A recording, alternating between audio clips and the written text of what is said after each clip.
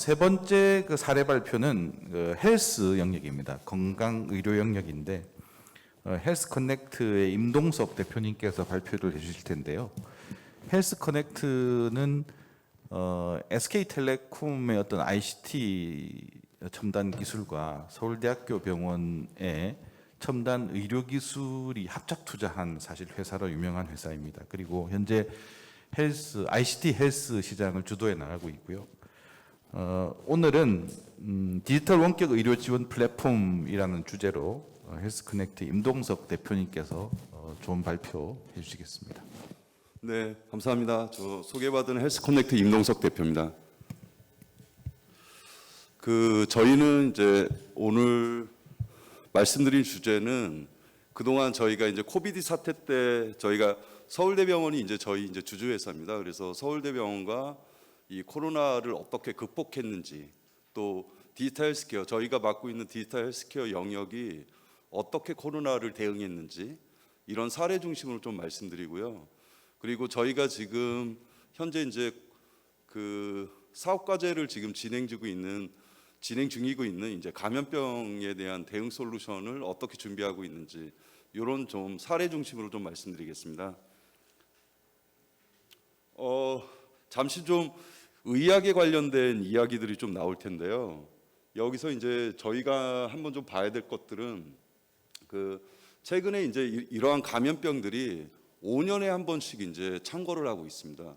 예를 들어서 사스, 그다음에 잘 알고 계시는 신종플루, 메르스, 그다음에 코비드 19까지 약 5년에 한 번씩 이러한 바이러스들이 좀 돌고 있고요. 그다음에 지금 현재로서도 사실은 코비드가 끝난 상태가 아니고 어저께도 저희가 회의를 하고 왔는데 지금 하반기에 다시 이 코비드가 도시 중심으로 창궐을 할 것 같다. 그거에 대해서 대비를 해야 된다라는 회의들을 좀 하고 왔습니다. 그리고 예전에 사스에 비해 코비드는 어떤 현상을 지금 따르고 있냐면 예전에는 지역도 하나의 국가, 하나의 나라의 위주에서 이제는 전 세계적으로 좀 확산되고 있는 양상이 많이 나오고 있고요. 이러한 감염병들이 대부분 보면은 가축이라든가 동물에서 전염이 되고 있습니다. 그래서 그러한 음식이라든가 이런 부분들에 대해서 상당히 좀 조심해야 되는 부분들이 있고요. 그다음에 또 하나는 최근에 보시면 알겠지만 사망자 수가 급격히 늘어나고 있습니다. 그러니까 다른 바이러스에 비해서. 그래서 앞으로도 발생하는 이러한 바이러스들이 어떻게 변화가 될지 모른다라는 좀 이야기들이 많이 나오고 있고요.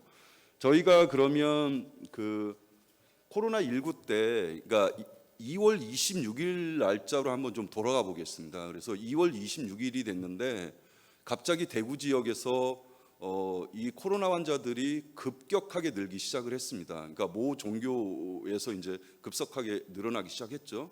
그래서 저희가 주말에 서울대병원에서 전부 다 모여서 응급 회의를 시작을 했습니다. 그게 뭐냐면 대구 경북 지역에서 병실이 모자른데 이러한 부분들에 대해서 어떻게 해결을 할 것이냐, 이러한 부분들이 서울대병원에서 저희가 논의가 있었고 그래서 결정을 내린 게 저희 서울대병원에는 연수원이 문경에 있습니다. 그래서 문경에 있는 연수원을 병원 시설로 빨리 바꾸고 대구 경북에서 부족한 병상 수를 채우자. 이게 저희들 2월 26일 날의 미션이었습니다. 그래서 그러한 것들을 어떻게 진행을 했는지, 그다음에 그러한 기술 쪽에 비대면 이 의료라는 게 어떻게 진행이 됐는지 뒤에서 좀 말씀을 좀 드릴 예정이고요. 그리고 대부분 4월 달에 저희가 대부분 사망자를 보면 대부분 만성 질환자, 그다음에 기저 질환자, 그다음에 65세 이상의 고령자, 이런 사람들이 대부분 사망률이 굉장히 높아지고 있다. 그다음에 이거는 미국이나 이태리에서도 똑같은 상황입니다. 그래서 평상시에 만성 질환과 기저 질환 관리를 제대로 하지 않으면 향후에 다른 바이러스가 발병을 했을 때 이 안에 저희가 포함될 수가 있다라는 이러한 시사점을 좀 얻을 수 있었습니다. 그러면 저희가 지금 서울대병원이 지금 2월 26일 날, 그러니까 저희한테는 주어진 시간은 약 10일 정도밖에 없었고요. 빠르게 문경 생활치료센터를 오픈해라가 저희한테 떨어진 미션이었고요. 그다음에 대구 경북 지역에서 왜 병상수가 부족했냐면 중증 환자하고 경증 환자를 분리해서 받았어야 되는데 음압 시설을 활용해야 되는 중증 환자 위주로 좀 받았어야 되는데 확진자라고 생각하는 사람들은 무조건 이 음압 시설을 이용하게끔 했습니다. 그래서 저기서 이제 병상수가 굉장히 부족한 문제들이 좀 발생을 했고요. 그래서 저희는 이제 서울대병원 같은 경우는 문경 연수원을 생활치료센터로 약 10일 만에 변모를 시켰고요. 그 안에 보시면 여기 좀 잘 안 보이시는데 화질이 떨어져서 그 연수원을 병원화를 하려면 첫 번째가 IT 시스템이 기본적으로 바탕이 되어야지 검사나 그다음에 진료나 뭐 그런 행위들을 좀 할 수 있습니다.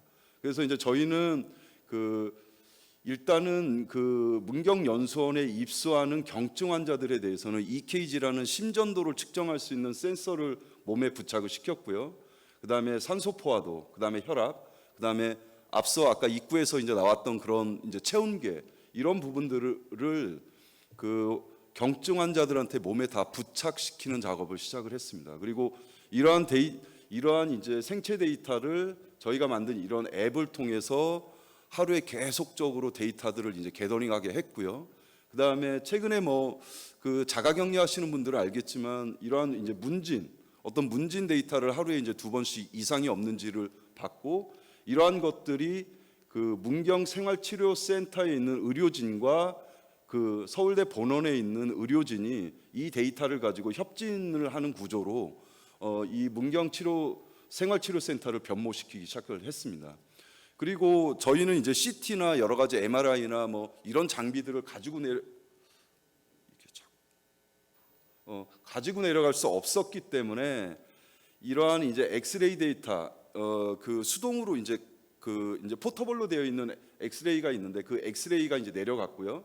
그 엑스레이 데이터를 팍스라는 소프트웨어를 통해서 본원과 협진으로 이분이 이제 코로나에 확실히 걸렸는지를 이제 판단을 하게 됐고 이러한 매일매일 들어오는 이러한 생체 데이터를 통해서 이분이 이제 증증으로 넘어가지 않는 약 처방과 진료 처방을 하는 이러한 이제 시스템으로 이제 저희가 성공을 시켰습니다. 그래서 이러한 부분들이 사실은 되게 성공 사례로 지금 많이 이야기를 하고 있고요. 오른쪽 사진을 보시면 문경생활치료센터에서 온라인 비대면 의료를 진행하는 이 사진을 좀 보실 수 있습니다. 그리고 이게 이제 확대가 되는 바람에 나머지 12개 국공립 병원들도 연수원을 전부 다 비대면 생활치료센터로 변모를 시켰고 저희 문경연수원이 그거에 이제 어떤 헤드쿼터 역할을 진행하게 됐습니다. 그리고 이제 제가 느끼는 이번에 이제 저희 이제 코로나를 겪으면서 느꼈던 것 중에 하나가 뭐냐면 이러한 바이러스가 이제 창궐을 하게 되면 예전에는 어떤 개인으로 끝나는 게 아니라 이제 사회와 이제 경제적 어떤 이제 GDP가 1.3%가 떨어진다거나 이런 굉장히 큰 영향의 요소로 좀 발견을 했고요. 또 하나는 저희가 알고 있는 자동차 부품에서 모기업은 확진자가 한 명이 나오면서 직원이 한 명이 나오면서 14일 동안 직장을 폐쇄해야 되는 이런 굉장히 강력한 어떤 피해를 입는 이런 사례들이 좀 나왔습니다. 그래서 평상시에 이런 부분들을 어떻게 막을 것이냐가 사실 정부에서 노력을 좀 해줘야 됩니다. 그리고 또 하나 이제 대부분 사망자들이 취약계층과 좀 노인 환자들이 많이 좀 이제 돌아가시는 상황들이 많이 발생을 합니다. 그래서 이분들을 어떻게 케어를 할 것이냐 이런 것들이 이제 의료계에서는 좀 많이 좀 고민들을 하고 있습니다. 그러면 이제 저희가 지금 국가과제로 추진하고 있는 몇 가지 사례를 좀 말씀을 드리겠습니다. 저희는 이제 지금 이러한 감염병이 발생하는 비상시를 대비해서 상시적으로 감염병을 모니터링하고 그다음에 건강관리를 체크해주고 이러한 부분들을 좀 해야 되겠다라고 해서 지금 국가감염병 종합진흥 플랫폼이라는 과제들을 지금 진행을 하고 있고요. 이러한 진행되는 플랫폼 안에는 맨 오른쪽에 보시면 평상시에 감염병이 창궐을 했을 때 가장 고위험군자로 나타나는 만성질환자, 자가격리자, 그다음에 65세 이상의 어르신들을 대상으로 평상시에 지속적인 건강관리 시스템을 통해서 모니터링을 해야 된다. 이런 것들이 이제 원격 진료하고 연결이 돼서 진료까지 이어져야 된다라는 이제 플랫폼 쪽을 하나를 또 개발을 하고 있고요.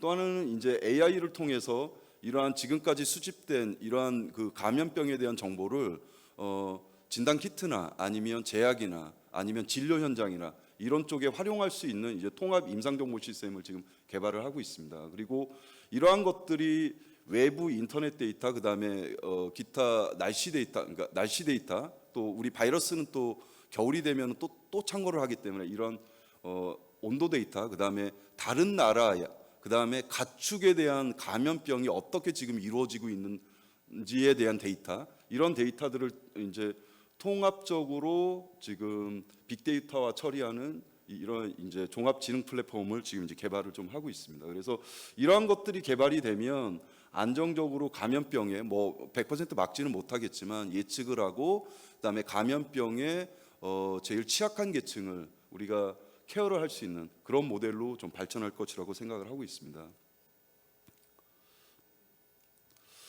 그러면 좀 세부적으로 진행되는 그 시스템 내용을 좀 말씀을 드리면요. 저희가 이제 개인 맞춤형, 그러니까 특히 이번에 이제 코비드 때 많이 이제 돌아가셨던 분들이 보면 대부분 당뇨, 그다음에 심혈관 질환들, 특히 호흡기 질환 환자들이 좀 많이 좀 돌아가셨습니다. 그리고 기타 노인성 질환들, 만성 질환들, 이런 이제 전립선 쪽도 이제 노인성 질환에 속하는데 이런 만성 질환 쪽, 이런 쪽을 평상시에 체계적으로 관리를 해서 이러한 이제 질환이 더 확대되지 않는 쪽에 대한 시스템, 이런 쪽을 이제 한 포인트로 좀 개발을 하고 있고요. 그다음에 또 하나는 응급 환자, 그러니까 확진자가 이제 응급 환자로 되어 있을 때 사실은 그 119 자체도 지금 음압 시설이 된 119 시스템을 좀 보내줘야 되는데 이 사람이 확진자인지 아니면 일반 환자인지가 구분이 안 되기 때문에 119가 왔다가 다시 돌아가고 음압 차량이 보내주는 이러한 이제 문제들이 좀 발생을 했습니다. 그래서 이러한 부분들을 해결할 수 있는 문제들, 그다음에 감염병을 확산 통제할 수 있는 문제들, 이런 부분들을 좀 세부적으로 진행을 좀 하고 있습니다. 그리고 이제 크게 뭐 시스템 이제 구성도라고 말씀드릴 수 있는데요. 뭐 앞서 말씀드렸던 이제 왼쪽 편에는 이제 그러한 시스템들이 되고 있고요. 그다음에 저희가 최근에 지금 이제 서울의과학연구소라는 국내 이제 검사 수탁, 그러니까 코로나를 진단할 수 있는 곳과 지금 핀란드 프로젝트를 좀 했습니다. 그러니까 최근에 그 핀란드에서 코로나 검체를 비행기 편으로 항공편으로 한국에 보내고 한국에 있는 연구소가 코로나를 분석해서 결과를 내준다. 이런 이제 그 신문 기사를 좀 보셨을 텐데요. 서울의과학연구소가 사실 이제 핀란드 검체 코로나 그러니까 검체를 받아서 코로나가 있는지를 확진하는 업무를 시작을 했습니다. 그리고 그러한 검사 결과를 온라인으로 주고받는 것들을 저희 이제 플랫폼을 통해서 좀 사용을 했고요. 그리고 서울대, 요거는 아까 말씀드린 서울대 문경연수원과 같이 이 플랫폼을 통해서 온라인 대면을 하는 비대면 진료를 하는 그러한 이제 사례들을 좀 말씀을 드리는 부분입니다. 그리고 저희가 이제 지금 현재는 좀 R&D 하고 있는 부분인데요. 여기 죄송합니다. 좀 민감해서 자주 넘어가는데요. 그 R&D를 하고 있는 부분인데 지금 저희가 이제 병원 지금 현재 이제 의료법이 좀 이제 개정이 될 거라고 기대를 하고 있죠.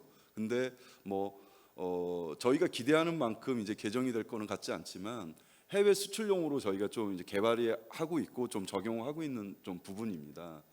1차 병원, 특히 이제 우리 그 의원에 있는 1차 병원에서는 이번에 이제 코로나가 터졌을 때 어떤 문제들이 있었냐면 대부분 1차 병원은 만성 질환자들을 보는 병원입니다. 그리고 수술을 할 수 없고 그다음에 검사에 대한 다양성을 할 수 없는 곳이고 대부분 1차 병원은 만성 질환을 대부분 봅니다.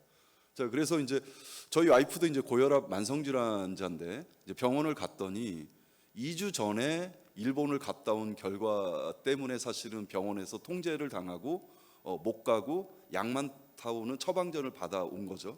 그랬더니 이제 저희 와이프가 그러려면 병원에 왜 왔어? 아니 병원에 왜 오라고 하지? 전화로 그냥 처방전을 내주면 될 텐데 이런 게 이제 일반적인 만성 질환자들의 이번 코로나 사태 때 불편했던 점들이에요. 그래서 이제 복지부 차원에서는 일시적으로 전화 상담과 전화 처방을 하겠다. 그래서 2주 동안 이제 풀어놨던 거죠. 근데 이제 최근에 의사협회에서 그런 부분들을 안 했으면 좋겠다라고 해서 사실 지금은 이제 전화 처방이나 이런 것들은 안 하고 있습니다. 그래서 이런 것들이 이제 하반기에 좀 풀릴 것이다라고 좀 기대를 하고 있는 건데, 우리나라를 제외한 이제 외국 같은 경우는 이러한 온라인 그 처방이라든가 원격 처방이 지금 많이들 활성화되고 있고, 저희한테도 외국에서 많이 요청을 좀 하고 있습니다. 그래서 특히 이제 개도국들, 그다음에 의료 시설이 부족한 개도국, 그다음에 남미 뭐 이런 곳에서는 어떤 코로나를 이제 진단할 수 있는 진단 키트도 부족하고, 코로나를 진단하고 있는 리얼타임 PCR이라는 장비도 부족하고, 이런 것 때문에 어떻게 할지 사실은 거의 멘붕 상태의 이제 지경입니다. 그래서 이번에 이제 한국에서 했었던 이러한 이제 플랫폼들을 그 나라에 적용하려고 하는 이런 사례들이 지금 많이 나타나고 있기 때문에, 혹시나 이런 디지털 헬스케어 쪽에 관심이 많으신 분들은 이런 쪽으로 좀 더 R&D를 하고, 그다음에 해외로 나가는, 한국보다는 해외로 나가는 이런 기회를 좀 맞이했으면 좋겠습니다. 그리고 이제 저희가 이러한 이제 감염병 종합지능 플랫폼을 좀 확장 모델로 좀 가려고 하고 있는 먼 미래의 사실은 이제 모습입니다. 그래서 인간 활동에 관련된 데이터, 그다음에 자연 환경에 관련된 데이터, 특히 저희가 지금 1차적으로 진행하고 있는 거는 가축 질병에 관련된 데이터입니다. 대부분 사람의 인간 감염병은 동물이라든가 야생동물이라든가 그러니까 가축은 거의 아니고요. 야생동물에서 바이러스가 전염된 것들이 이제 변이를 일으켜서 이제 사람 바이러스로 감염병으로 지금 창궐을 하고 있는 거기 때문에 이러한 이제 가축 질병 데이터를 어떻게 이제 관리하고 통제할 것이냐, 그런 쪽에 좀 연구 개발을 좀 하고 있습니다.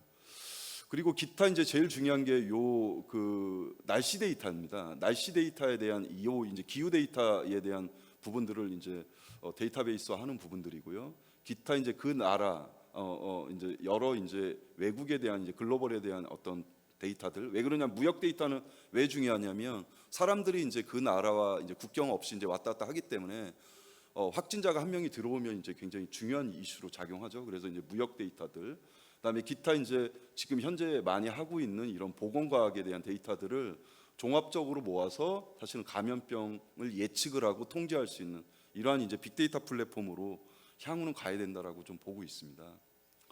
그리고 이제 뭐 이거는 사실은 언급하기 싫었는데, 이제 텔레헬스가 좀 민감하거든요. 저희 이제 복지부나 뭐 이런 쪽에서는 약간 민감한 부분인데, 외국에서 어떻게 하고 있고 어떤 장비들을 하고 있는지 좀 사례 발표를 좀 말씀드리겠습니다. 뭐 아프리카나 이런 곳에서는 국가 원조를 받아서 이제 텔레헬스를 가지고 병원이 부족하고 의료 시설이 부족한 부분들을 해결하고 있다. 뭐 이제 그런 얘기들이 좀 많이 나오고 있고요. 그다음에 미국 같은 경우는 이러한 아멜이라는 회사가 많이 이제 이런 것들, 이거 텔레헬스 장비들을 많이 만들고 있더라고요.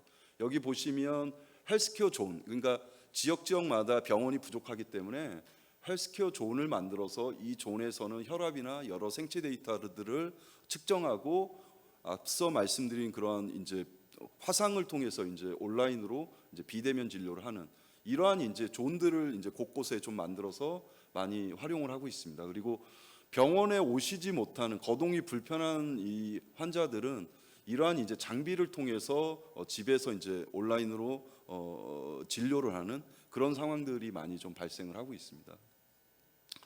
그리고 이제 최근에 리본고 헬스라는 곳이 굉장히 주가도 뜨고 있고 굉장히 매출액이 많이 늘어나고 있는데, 이곳은 이제 당뇨, 비만, 그다음에 정신건강 이런 쪽에 그 앱을 통해서 디지털 치료제라는 목적하에 건강 관리를 해주고 있는 회사입니다.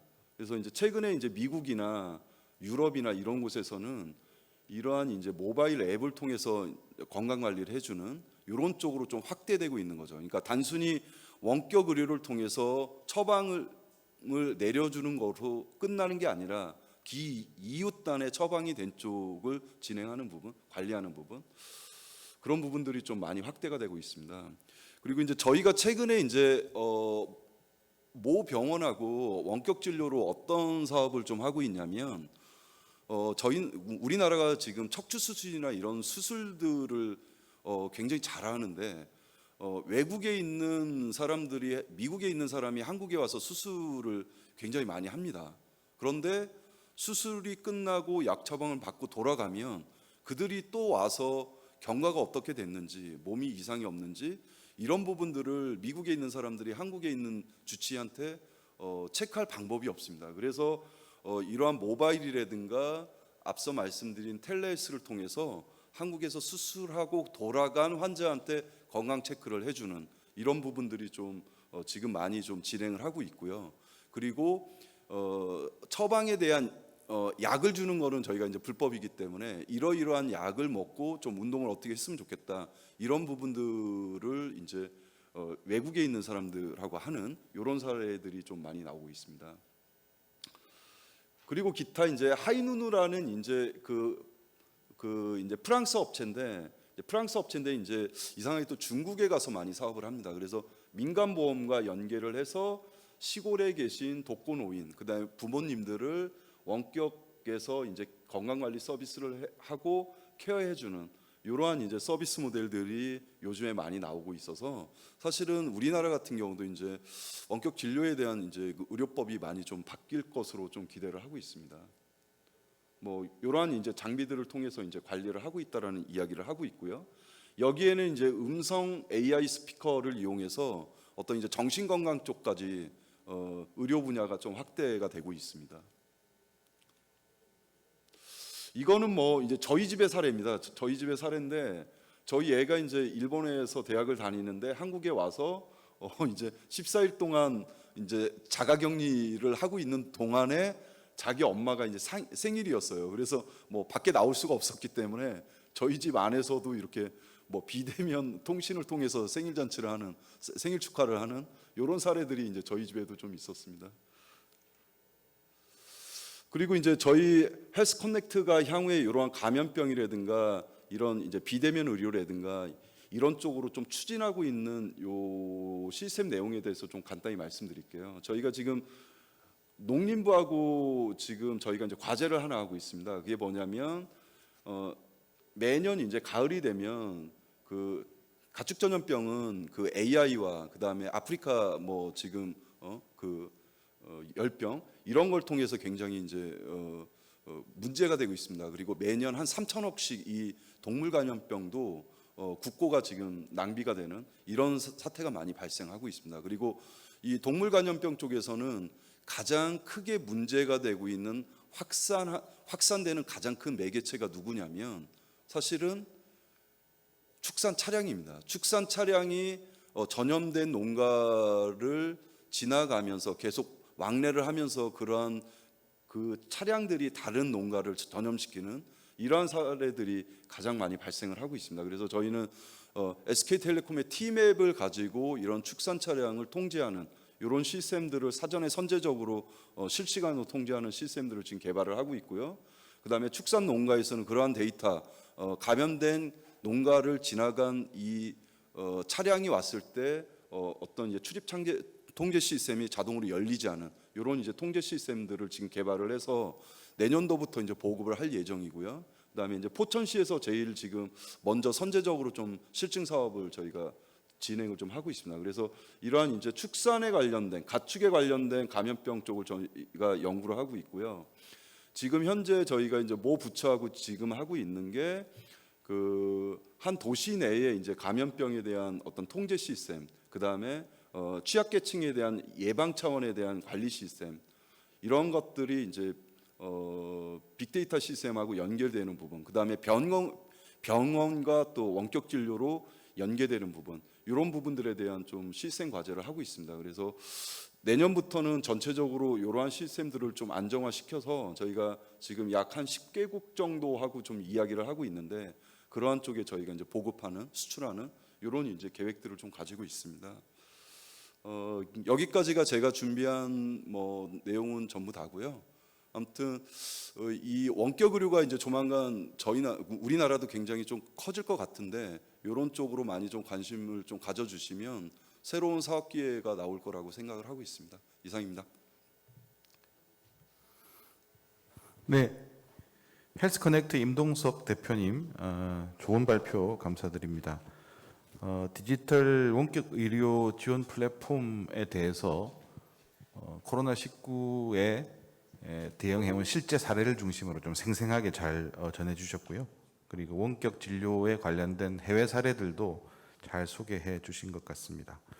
앞으로 디지털 헬스 관련돼서는 여러 가지 법적, 제도적 정비가 많이 이루어져서 보다 활성화되기를 좀 기대해 보겠습니다.